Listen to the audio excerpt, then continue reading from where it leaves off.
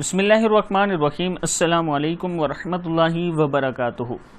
عابد راجہ channel کی طرف سے آج میں اپنے دوستوں کو نمازوں کے بعد کی دعا پڑھنا سکھاؤں گا۔ اس سے پہلے میں اپنے تمام دوستوں سے گزارش کروں گا کہ اگر آپ نے ابھی تک میرے چینل عابد راجہ کو سبسکرائب نہیں کیا تو ضرور کر لیں تاکہ ڈیلی آپ تک اچھی ویڈیو پہنچ سکیں۔ تو سٹارٹ کرتے ہیں آج کا لیسن۔ بسم اللہ الرحمن الرحیم۔ سب سے پہلے اللہ اکبر، اللہ سب سے بڑا ہے۔ جو ہی نماز کے بعد سلام پھیریں تو اللہ اکبر کہا کریں، اللہ سب سے بڑا ہے۔ ایک بار صحیح بخاری میں ہے یہ۔ پھر استغفر اللہ، میں اللہ سے بخشش مانگتا ہوں، 3 بار کہا کریں، صحیح مسلم میں ہے یہ۔ پھر اللہم انت السلام ومنک السلام تبارکت یا ذا الجلال والاکرام۔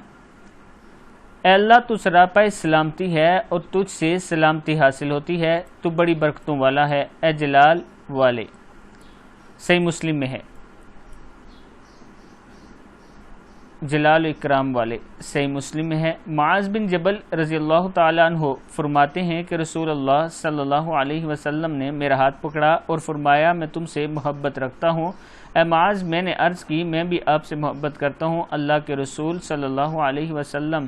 تو رسول اللہ صلی اللہ علیہ وسلم نے فرمایا، تم ہر نماز میں یہ کہنا نہ چھوڑنا، ربی اعنی علی ذکرک و شکرک و حسن عبادتک۔ کیا ہے؟ ربی اعنی علی ذکرک و شکرک و حسن عبادتک۔ اے میرے رب، اپنا ذکر کرنے، شکر کرنے اور بہترین انداز میں اپنی عبادت کرنے میں میری مدد فرما۔